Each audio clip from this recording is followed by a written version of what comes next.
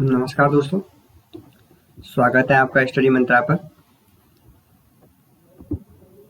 आज हम बात करेंगे इतिहास के महत्वपूर्ण क्वेश्चनों की। तो आइए शुरू करते हैं आज का महत्वपूर्ण प्रश्नों को। तो आज का पहला प्रश्न है हमारा, बंगाल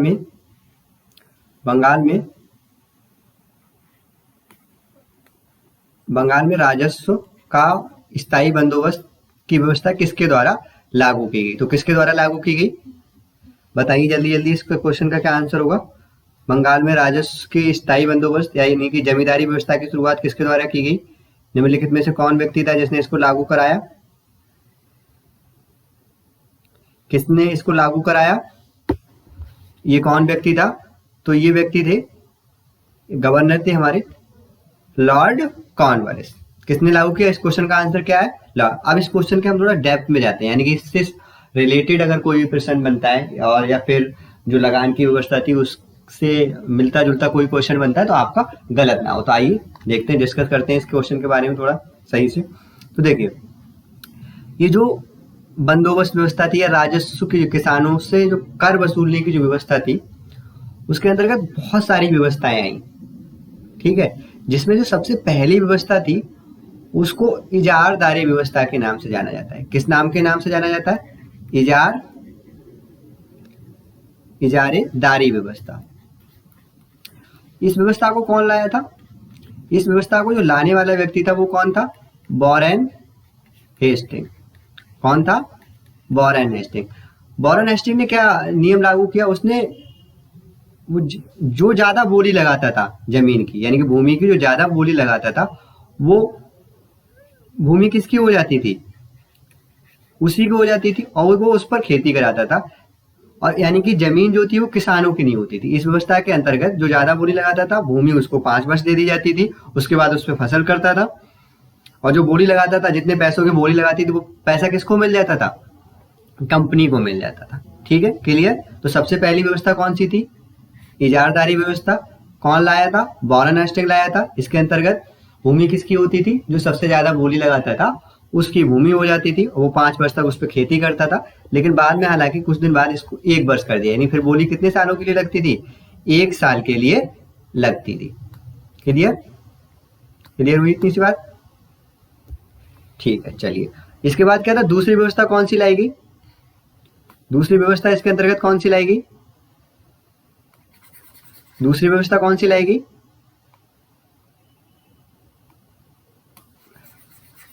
दूसरी व्यवस्था लाई गई जमींदारी व्यवस्था। यानी उस बाद में उसमें बहुत सारी कमियां होने लगी इजारदारी में, तो फिर दूसरी व्यवस्था कौन लेके आया?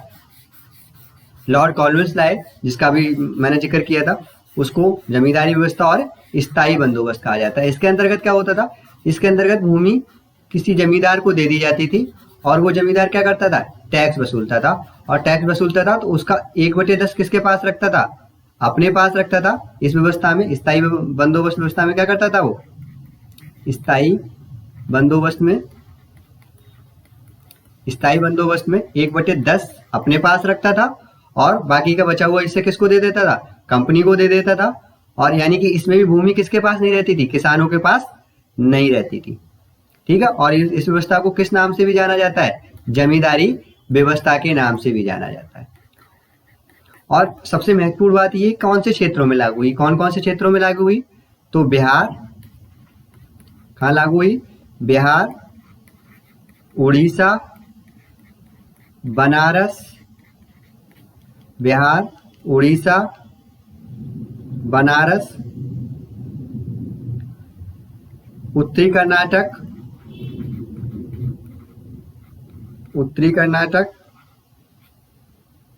ठीक है, और बंगाल। तो ये व्यवस्था कहाँ का लागू हुई है आपकी?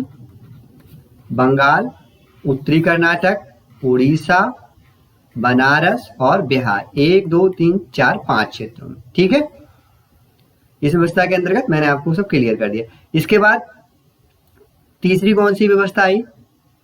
तीसरी व्यवस्था जो आई थी उसको कहा जाता है रैयतवाड़ी व्यवस्था। रैयतवाड़ी व्यवस्था को कौन लेके आया था? रैयतवाड़ी व्यवस्था लाने वाले जो 2 व्यक्ति थे वो बहुत ही महत्वपूर्ण, उनका आप नाम याद रखिएगा। रैयतवाड़ी व्यवस्था लाए थे वो टॉमस मुनरो और कैप्टन रीड लेके आए थे। ये दो व्यक्ति थे जिन्होंने भारत में एक नई व्यवस्था लाए। उस व्यवस्था को किस नाम से जाना जाता है?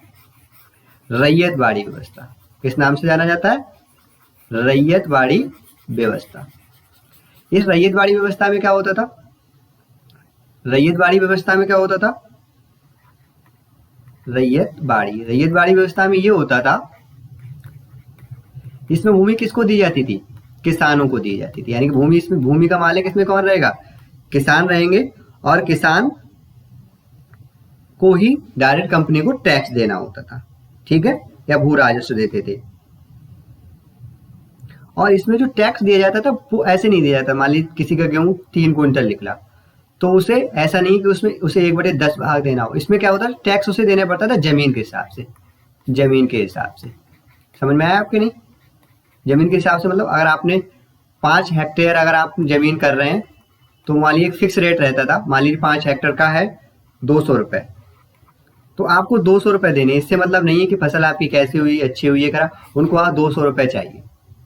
लेकिन जो हमने और जो व्यवस्थाओं की बात करते थे उसमें क्या था? कृषि पे जाता था। यानी अगर आपका 5 क्विंटल गेहूं निकला है तो आपको उसमें से हिस्सा देना है। लेकिन इसमें क्या है? इसमें आपको भूमि के हिसाब से पैसे देने हैं, ठीक है।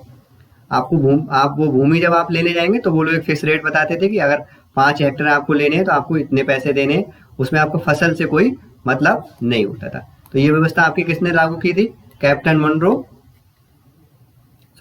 रीड और टॉमस मुनरो। ये दो व्यक्तियों का नाम आप मत भूलिए, कैप्टन रीड और टॉमस मुनरो। कौन दो व्यक्ति थे? कैप्टन रीड और टॉमस मुनरो। कौन दो व्यक्ति थे? कैप्टन रीड और टॉमस मुनरो। लेकिन एक बात बहुत महत्वपूर्ण जो मैं आपको बता दूं, जो आपको याद रखनी, सबसे ज्यादा क्षेत्रफल पर अगर कोई व्यवस्था थी कर वसूलने की तो वो कौन सी थी? यही थी। कौन सी? रैयतवाड़ी। कौन सी थी? रैयतवाड़ी, ठीक है। कौन सी व्यवस्था थी आपकी सबसे ज्यादा क्षेत्रफल पर? रैयतवाड़ी। ये भी आपको याद रखना है, ठीक है। इसके बाद तीसरी व्यवस्था कौन लेके आया? उसका नाम क्या था? महालवाड़ी। महालवाड़ी। इस व्यवस्था में क्या होता था? इस व्यवस्था में जमीन किसको दी जाती थी? इस व्यवस्था में जमीन जो दी जाती थी या तो जमींदार को दी जाती थी या फिर प्रधान को, या जमींदार को या प्रधान को। भूमि का मालिक कौन होता था? या तो जमींदार होता था या फिर कौन होता था? प्रधान होता था, ठीक है। तो उससे टैक्स लिया जाता था। तो आप चार व्यवस्थाएं जो मैंने बताई क्लियर हुई। सबसे पहली व्यवस्था कौन सी थी हमारी? सबसे पहली व्यवस्था कौन सी थी हमारी? इजारेदारी। इजारेदारी, जिसमें भूमि सबसे ज्यादा जो बोली लगाता था उसकी हो जाती थी 5 वर्ष के लिए। वॉरेन हेस्टिंग लाया था। दूसरी हमने पढ़ा स्थायी बंदोबस्त या फिर जमींदारी व्यवस्था। इसके अंतर्गत क्या होता था? जमींदार को दे दी जाती थी। जमींदार 1/10 हिस्सा अपने पास रखता था और बाकी का किसको देता था? कंपनी को देता था। तीसरा हमने पढ़ी थी व्यवस्था रैयतवाड़ी। तीसरी हमने कौन सी पढ़ी? रैयतवाड़ी। रैयतवाड़ी में कौन मालिक होगा? रैयतवाड़ी में मालिक किसान होता था। एक ऐसी व्यवस्था बहुत ही इंपॉर्टेंट, आप याद रखिए। सबसे अधिक क्षेत्रफल पर थी। लागू करने वाले कौन थे? कैप्टन मुनरो और टॉमस मुनरो और कैप्टन रीड। बहुत ही महत्वपूर्ण है। और ये भारत के कुल 51% पे फैली, यानी सबसे ज्यादा क्षेत्रफल पर तो कोई व्यवस्था थी, वो कौन सी थी? रैयतवाड़ी थी। इसके बाद चौथी व्यवस्था कौन सी आई, जिसको हम लोग महालवाड़ी के नाम से जानते हैं? महालवाड़ी। क्लियर? चलिए, ये क्वेश्चन हमारा क्लियर हुआ खूब जब। इसमें से कोई गलती मत करिएगा, आप लोग नोट कर लीजिए, ठीक है। चलिए बढ़ते हैं हम लोग अगले क्वेश्चन की ओर। दूसरा हमारा क्वेश्चन कौन सा है? दूसरा हमारा प्रश्न है, किसने अपने आप को खलीफा घोषित कर दिया था? किसने अपने आप को खलीफा घोषित कर दिया था? तो जल्दी जल्दी बताइए, आप लोग सोच के बताइए इसका प्रश्न कौन सा होगा, उत्तर कौन सा होगा? इसका उत्तर कौन सा होगा? जल्दी जल्दी बताइए, जल्दी जल्दी बताइए आप लोग, इसका उत्तर कौन सा होगा?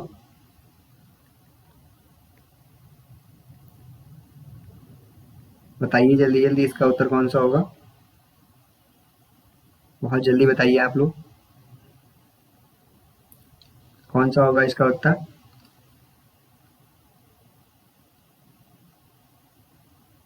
जल्दी जल्दी बताइए।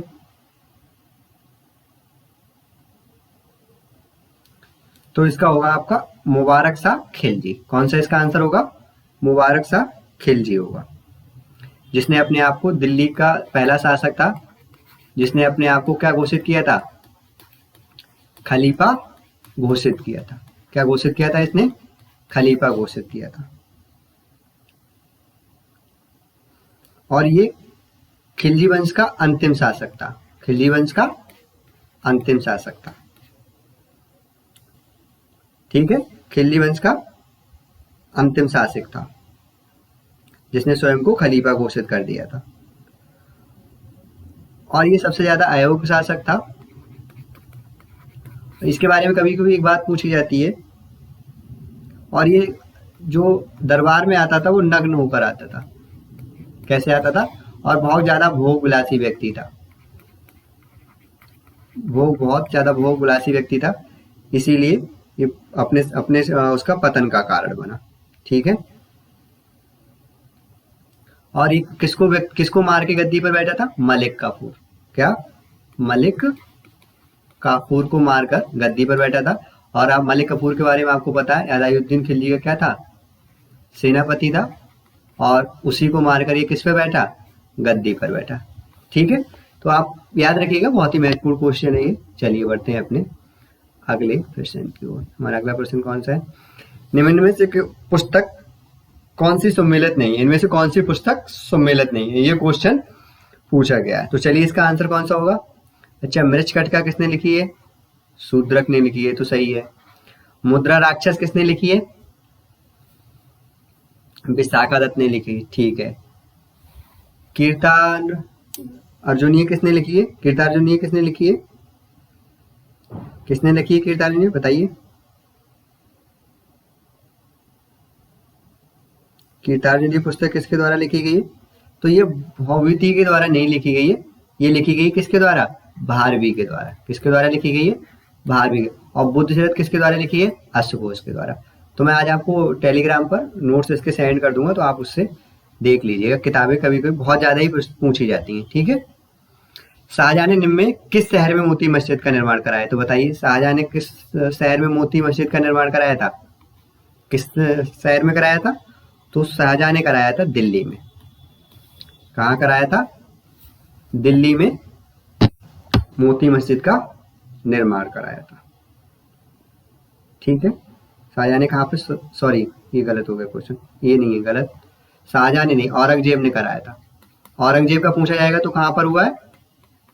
दिल्ली में।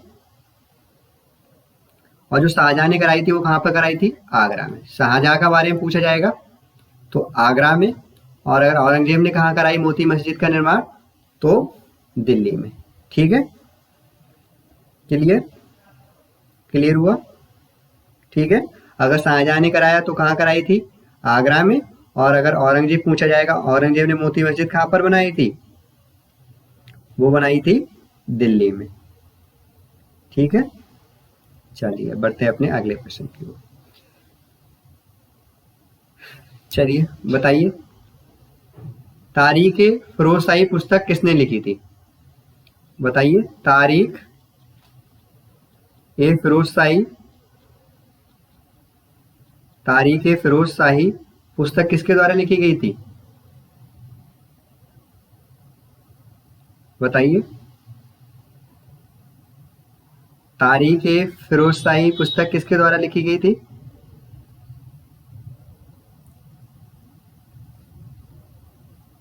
तो वो किसके द्वारा लिखी गई थी? बर्नी के द्वारा।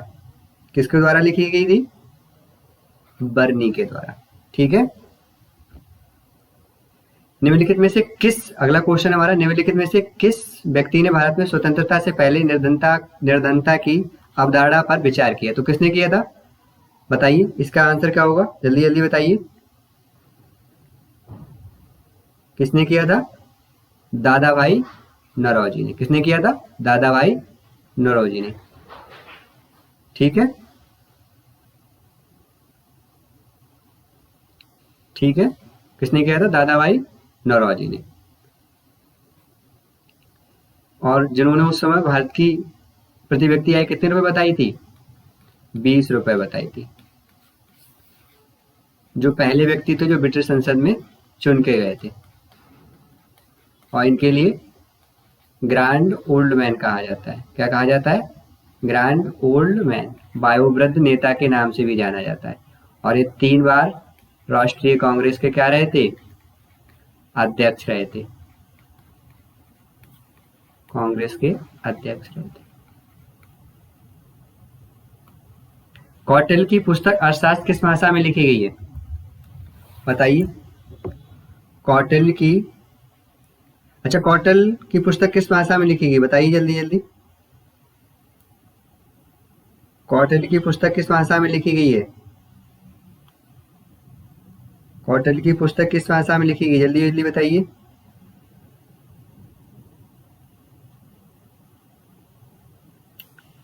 देखिए, कौटिल्य की जो पुस्तक लिखी गई वो है संस्कृत भाषा में। किसमें लिखी गई है? कौटिल्य की पुस्तक कौन सी भाषा में लिखी गई है? संस्कृत भाषा में। क्लियर? संस्कृत भाषा में। अच्छा, कौटिल्य को क्या कहा जाता है? चाणक्य। क्या कहा जाता है? चाणक्य। जो किसके प्रधानमंत्री हुआ करते थे? किसके प्रधानमंत्री हुआ करते थे? चंद्रगुप्त मौर्य के। ठीक है, इन्होंने कौन सी पुस्तक लिखी थी? अर्थशास्त्र।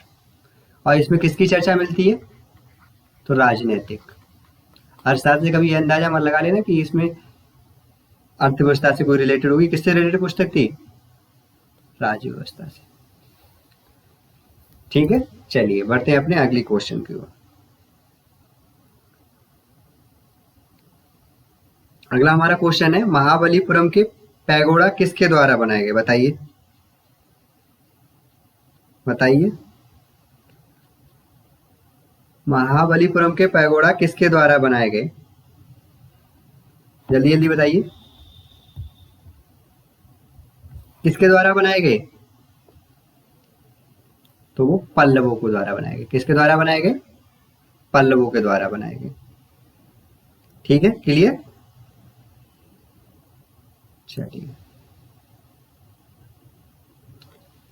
ठीक है, क्लियर हुआ। चलिए, ऑल इंडिया एंटी अनटचबिलिटी संस्था की स्थापना किसके द्वारा की गई? तो किसके द्वारा की गई थी? महात्मा गांधी के द्वारा। किसके द्वारा की गई? महात्मा गांधी के द्वारा।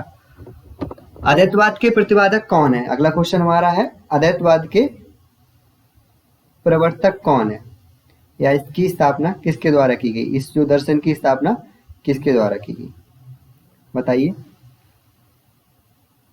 किसके द्वारा की गई अद्वैतवाद की स्थापना? तो किसके द्वारा की गई? शंकराचार्य के द्वारा। किसके द्वारा की गई? शंकराचार्य के द्वारा। क्लियर? अच्छा, टोटल दर्शन कितने हैं? टोटल दर्शन कितने हैं? अगर आपसे पूछा जाए टोटल दर्शन बताइए तो कितने हैं? टोटल दर्शन कितने हैं? टोटल दर्शनों की संख्या है 6। कितनी है? 6। जिसमें से मैं आपको कुछ बता दे रहा हूँ। योग के प्रतिपादक कौन है? योग के प्रतिपादक कौन है? महर्षि पतंजलि। कौन है? महर्षि पतंजलि। न्याय के प्रतिपादक कौन है? तो कौन है? गौतम। न्याय के प्रतिपादक कौन है? गौतम। ठीक है, न्याय के प्रतिपादक कौन है? गौतम। चलिए आगे बढ़ते हैं। यज्ञ संबंधी विधा विधानों का पता किससे चलता है? तो बताइए किससे पता पड़ता है? सामवेद से, ऋग्वेद से, ब्राह्मण ग्रंथों से, या फिर यजुर्वेद से?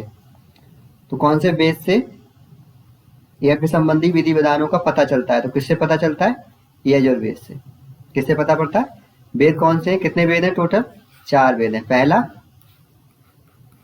ऋग्वेद, दूसरा यजुर्वेद, तीसरा सामवेद, चौथा अथर्ववेद। सबसे बाद में कौन सा वेद लिखा गया है? अथर्ववेद लिखा गया है। इससे पहले कौन सी? 3 लिखे गए हैं, और इन तीनों को मिला के क्या कहा जाता है? त्रिवेद। क्या कहा जाता है? त्रिवेद कहा जाता है।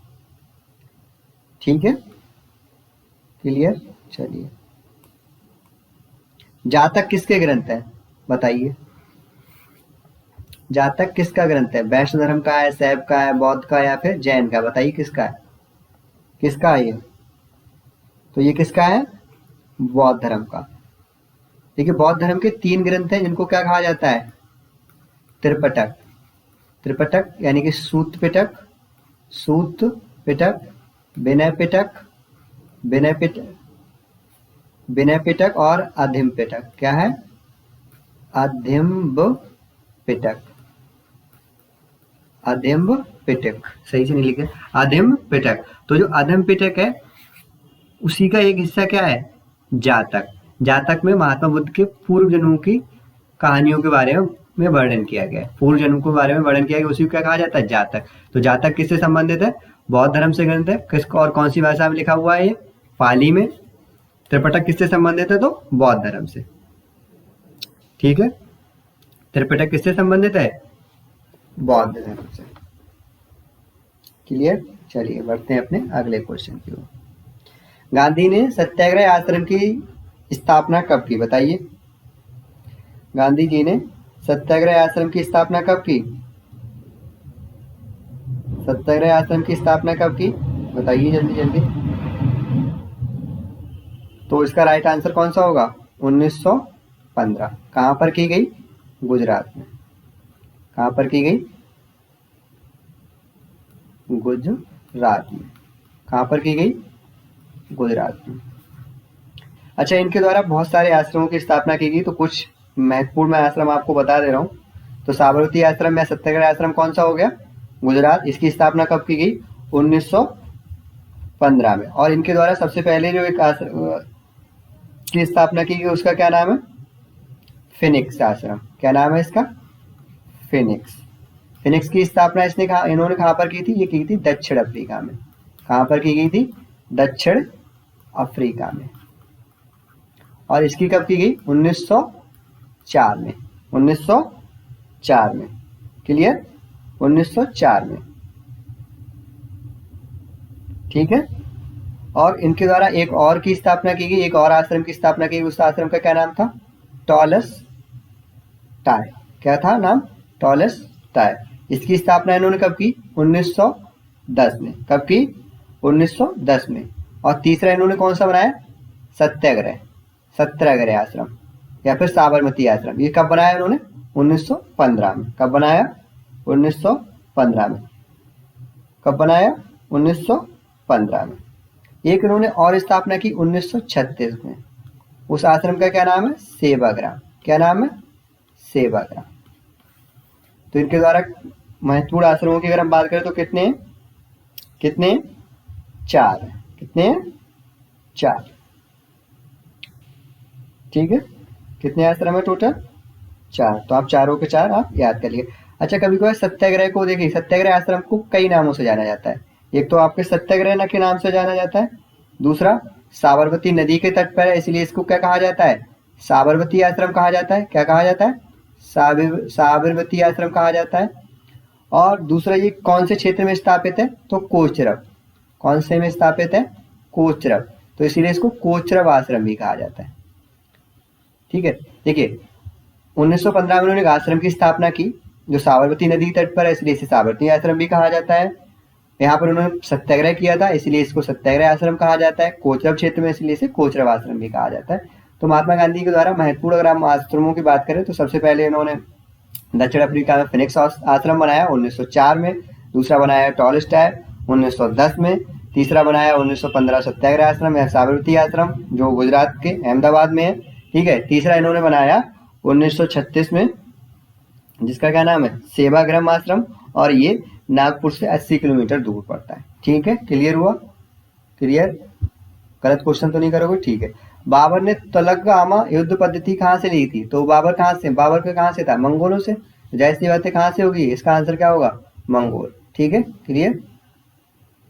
चलिए नेक्स्ट क्वेश्चन की बात करें। निम्नलिखित से कौन आजाद हिंद फौज के एक प्रमुख अधिकारी थे? तो देखिए कौन होंगे इसके आंसर बताइए जल्दी जल्दी। खान अब्दुल गफ्फार खान तो नहीं होंगे ना, डब्ल्यूसी बनर्जी नहीं होंगे, ये तो नहीं है, तो कौन है? शाहनवाज खान। इसका आंसर क्या होगा? शाहनवाज खान। अच्छा, हम आजाद हिंद फौज की बात करें तो इसकी स्थापना कब की गई? आजाद हिंद फौज की स्थापना कब की गई, बताइए।